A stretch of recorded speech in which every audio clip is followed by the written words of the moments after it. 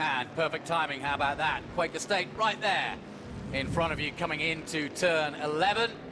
And I'm joined by Danny Peters, fellow Brit, and I'm joined once again by Carrie Eisenlaw, who's just literally fresh off the track in his Porsche and just hiding in the air conditioning, as is his wont. So I've traded him air conditioning for his knowledge, and he's here to share that. And you finally got my last name right, so I'm done for the weekend. There I don't have go. to keep coming back. I tend to, you know, by Sunday night I've got it all down, and then a year later I'm finished. Great to have you, Danny. And even though you are a fellow Englishman, you do love your NASCAR. I do. You don't want to talk about soccer today? No, well, I always like to talk about soccer. No, I do love NASCAR. I've been writing a column on NASCAR for about 16 years, oh, and wow. I shoot about 8 to 10 races a year. That's what I'm here doing today, just shooting. So cool. And I'm really pleased because I've done quite a few historic events, but we never seem to see a group of NASCAR cars like we see today, and I'm really excited. And a lot of these cars are the road race prepared cars that raced at Sonoma in the day. And so I was looking up, for example, that Richard Petty car was 21st here at Sonoma back in the day. Meanwhile, Bill Elliott was also around that time. Cal Petty in 97 finished here at Sonoma in 13th. So, you know, these cars, Jeff Gordon, of course, there's a Jeff Gordon car out there. But this Hot Wheels car, beautiful, the number 44, and it too, like every one of these cars, has a great history. yeah, that Hot Wheels car driven by Kyle Petty, son of the King, son of Richard Petty. Kyle had 8 wins in 829 races in NASCAR, had a hugely long career. Yeah, one of the racing royalty, the Petty family. Well, and I love the fact that Petty went over to Goodwood. Yes. I think that's great. I mean, we're finally we're bridging the pond is getting smaller. Right? Is that true, Carrie? Yeah, I think so. If we're embracing NASCAR in Britain, especially at Goodwood, I say, Hail Mary, that's fantastic. It's fun stuff. I've been here watching this weekend, and I'm kind of thinking over the winter I might have to get one of these things. Ah, good for you. Well, now, let everybody know, what do you use? Because you've just come off the track. You were in a Porsche. Most of my What else have background's you been running? in sports car racing, a lot of endurance racing, Sebring, Daytona, that type of racing back in the 80s primarily. My last race was in 99, but I wasn't doing too much through the 90s. I want to say he looks fresh as a daisy, just coming off the track. You know? He doesn't look bad. You really just raced? Yeah, I'm getting ready to get back in another car here in a minute too, I think. Well, he's using his pit stops wisely. He's getting way better aircon than being outside in the heat, because it is hot today. Is it a struggle out there? Yeah, it is. It's pretty warm out there. But there's some really, really cool cars here with some great history that are out there. A lot of Daytona winners that are out there. Now, yeah. The one thing they explain, too, is that they have the super speedway cars, and they actually have a different chassis that they bring for road racing. And they started road racing way back in they used to race mostly at airports and stuff. Yeah. And I think it was when they got done with Riverside, they started to race here in Sonoma, I believe in 89. 89. Yeah. And this was really the big challenge, because they'd been on these big open airport tracks that they would build up and stuff, but nothing tight, nothing as technical as this, and kind of to that time. So this is this really changed the road racing spirit of it. And back in the day when there were only the likes of sort of Sonoma, Watkins Glen, Riverside, they would bring in ringers. They would bring in guys that were specialists at road racing, probably from sports car racing. And that still continues today, to be honest. But now those ringers are regular guys like Kyle Larson, Chase Elliott, guys that know road coursing, and of course more recently Shane Van Gisbergen, because of course that is his bread and butter. He was like, street circuit, I got this in Chicago. Yeah, and I think it's been to NASCAR's benefit to open up 2 more road courses. COTA now part of that, but Watkins Glen, Sonoma still very much a part of the scene. But it's changed NASCAR in that now you can't just be an oval specialist. Now, what's happened to the 44? Doesn't look good. Looks like it might be engine. Yeah. He was smoking a little earlier, so might have had a problem. That's J.R. You know, to Hill add down to your across road the racing, back in the time, one of the guys that I used to run against a little bit in road racing was Tommy Kendall, which a lot of people know that name, and they brought Tommy in early on doing this. And the he wild was a Trans Am man, really. Yeah, and he was a Trans Am guy, and he did a lot of IMSA stuff. Tommy did a lot of stuff. but they had the foot cam on him because they weren't used to watching people shift and do so much, and it was really fun to watch his feet and how he's working and left foot breaking and everything they could do. In Chicago 2 years ago when he first arrived, they had a camera live, and a lot of the guys were looking at it going, what on earth is he doing? And learning. And I think actually a few of them have started adjusting themselves to how they go about it. Yeah, to your point about road courses, we have 4 this year. Austin, as you mentioned, Sonoma and Watkins Glen. We've got the Charlotte Roval as well. And we've had the Chicago Street Course. And this year what's unique is that we have 2 road courses in the playoffs. So we have the Roval and we have Watkins Glen for the first time in the playoffs. Ooh, that's going to be interesting. In the 10-race playoffs. So it really is going to make you really have to be good on these road courses now to get to that championship. Well, it's certainly played into the hands of a Kyle Larson, who is good at it. And I actually think that's healthy because the bottom line is it's no good complaining that, you know, oh, I'm not good on the road courses. Well, you got to be, you know, that's the game. Whatever we throw at you, and it might be mud at Martinsville, you know, you've got to know what you're doing. Yeah, and I think all the ovals are so different as well. You've got the 0.526 mile paperclip at Martinsville, and you've got the 36 degrees of banking 2.5 mile track at Talladega, the triangular track at Pocono. So I think there's this sort of misperception sometimes around, oh, all ovals are the same, but you know, different surfaces, concrete at Dover, and you've got to be good on all of them. And Carrie, I, like many, and I'm sure Danny's probably the same, when you first watch NASCAR and oval racing, we are under caution after that, so that the oil that's gone down, there we go. But Carrie, just talk to this for a second. When you first watch NASCAR, it seems to the uninitiated, there's not much to it. And I say that knowing what I'm about to say, which is, then I spoke to Boris Said, who told me, and I know, given the family he has, and now his son coming through into Trans Am, but Boris Said is one of the most famous drivers, NASCAR, Xfinity, you name it, sports cars, IMSA, everything. He's done it all.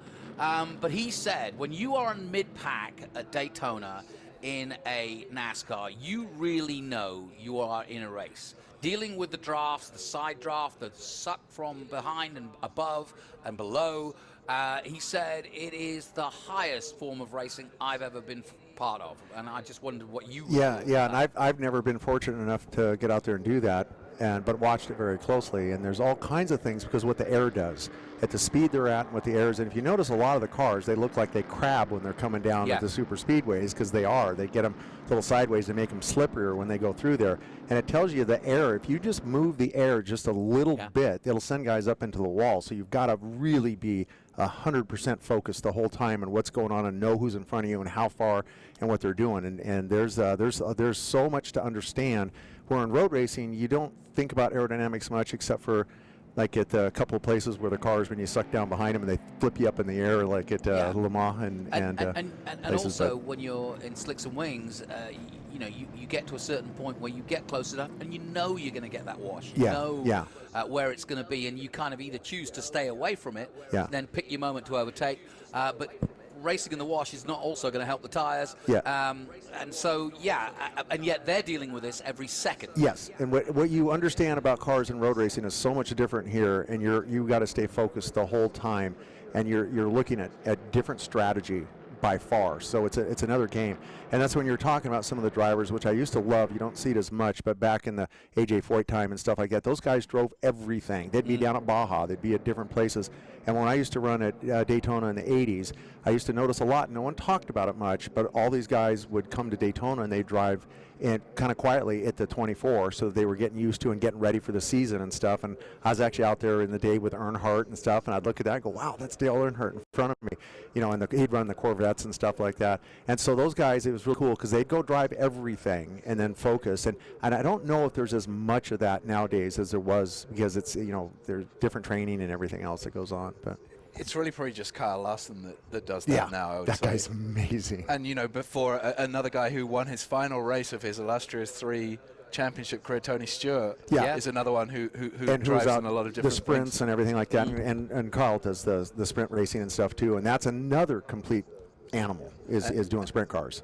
And Kyle, of course, acquitted himself really well in the Indy 500. And he's going to do that again next year. So I think he's going to get a top 5 next year. Yeah, there's every reason why to think that he might be able to do it. Well, as you can see, they're putting the dry set down and trying to get the oil off the track, because we saw it ourselves. It was quite a big let go, and so could be a few laps. So we might just get a couple of laps sprint at the end of it, but that doesn't matter. We've got time to talk about NASCAR and its development.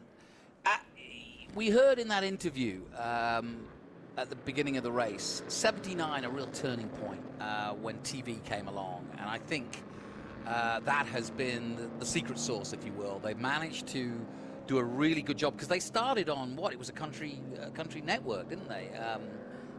Right at the beginning. But then they got major TV, and from there on in, they've never looked back. Yeah, I mean, we have Fox and NBC that run the full schedule now, and next season we'll have TNT and Amazon coming in for races as well. So that's going to be another new wrinkle. Dale Jr. is going to head up that Amazon coverage. But he was great, by the way. Yeah, I mean, he's awesome as a broadcaster too. Amazing broadcaster. And speaking of amazing broadcasters, we've just had Lee Diffie take over as the old mate of mine as the Cup Series broadcaster. So we got an Australian. Yeah, I know. Broadcasting NASCAR. Well, it's giving me hope. I want to be the first Brit to get involved at a level in NASCAR, because I'd love to do it. Lee, I took over World Superbikes from Lee Diffie back in the day. He came over to England and lived over there, worked with Andrew Marriott, I'm sure you know. And I'm delighted for Lee Diffie. He's going to be heading up the NBC coverage for NASCAR, and I just think he will also take it up a next level. He also did Trans Am when he first arrived here. We've been following each other's careers for a while now, but great broadcaster, and I'm delighted it's going to be a strong team. Yeah, he's really made a good start right from the first race, and he's been very popular. People are loving his coverage. Maybe not understanding every word he says as an Australian, but you know. I think we've reached a point, Carrie, where if you appreciate the sport, you appreciate motorsport. Doesn't matter what the accent is, and everybody's got you can see here's two Brits talking about NASCAR, but we love it, and there's nothing better. I think you've got all forms of motorsport, and especially if you live here in the States, as I do. You can't help but get enthused by it and be part of it. I made it a mission of mine to learn about NASCAR, because I like so many people, didn't know much about it and was foreign to it. But I realized the money involved, the sponsorship involved, and I think what Steve Phelps is doing is brilliant at the moment. Is it Phelps? Yeah. Yep. Phelps is doing at the moment. Really good job of trying to make it more diverse, protecting the likes of Bubba Wallace when we had that situation with him. Really trying to open it up. I think we will see more races abroad. Mexico now going on board next season, and that's a good sign. And it's going to be great for Suarez and Trackhouse and so on and so forth. Van Gisbergen, I do think that Justin Marks, what he's doing and giving a chance to people like Jenson Button and Kvyat and now Van Gisbergen a chance to go NASCAR racing. We saw Kimi back in the day. I think my appreciation for NASCAR went up when Montoya, who was my big hero in Formula One, and I followed his whole career, and when he came to NASCAR, I was like, oh, right, this is it. He's going to show these boys how to do it. He did not. And I don't mean that detrimentally. He raced hard, as Montoya always does. I just thought he was the kind of guy that would shake it up a little bit, and he did, but he was never, nor was Ambrose, somebody that just, dominated, because you'd expect them to. Yeah, they had wins on the road courses, but like you say, there wasn't that dominance that you might have thought from Montoya. And just going back to Suarez a second, Suarez won his first race here at Sonoma in 2022. That's right. And it was a joyous celebration. The crowd really warmed to him, and it was amazing to see. Really cool. Well, we're under caution here. We've had one of the cars go off and drop a fair bit of oil, so we're making sure that we don't hurt these precious cars, because the last time you want to put a V8 across there, but it's going to be checkered flag this time, and we're going to bring him in. So I think that's, unfortunately, all they're going to get. But we've had a chance to see them anyway. And, long may it continue that we have NASCAR Historics here, because it's a very, very important part. I mean, when you think that Jeff Gordon was born a couple of miles from here, and he had a massive impact on the sport of NASCAR, as did Jimmy Johnson more recently. And yeah. Kevin Harvick from Bakersfield. There you go. Yep. That was, we were trying to think of his name the other day. Kevin Harvick. Yeah. So one of the cars I just saw too, the older Cutlass that's out there, that car actually won Talladega in 1985, which is kind of cool. There's a lot of top winning cars out there. Yeah, it's so, happening right now. Yeah. And I was hearing you guys talk about the Kiwis and stuff like that. And the only thing I learned one time when I was listening to you guys speaking, it wouldn't be you, I'm sorry, Brits, but it was a Kiwi, and he was talking, and I found out they named their cars because he was talking about car 18. And I'm thinking, 18, why didn't he? Oh, 18, when I saw the car go by. See, I had to learn how to speak Kiwi in order to know what he sees. It's an 18 car out there. I did. Yeah, give it full jangle, so we just have to learn. Yeah, we just have to learn a little bit, and then we got it. So. Yeah. And for all you guys listening out there, he's actually. I made Danny laugh. Oh, that was good. That was really good. I'm impressed with that. I actually know Scott. So. Jeff Gordon, of course, the all-time road course winner in NASCAR with 9. Yes, absolutely. Chase Elliott, who you mentioned, talked a little bit about yesterday, with 7 as in third, behind Tony Stewart with 8 wins. Yeah, and I think we're moving away, and Jeff Gordon kind of started it, away from this Southern-only kind of NASCAR thing. Now it really is a multicultural, multi-international sport with some of the greatest drivers in the world. And I say, bring them more, bring them on. Thank you, Carrie. Thank you, Danny. We'll take a short break here from Velocity Invitational. More to come, though. Don't go away.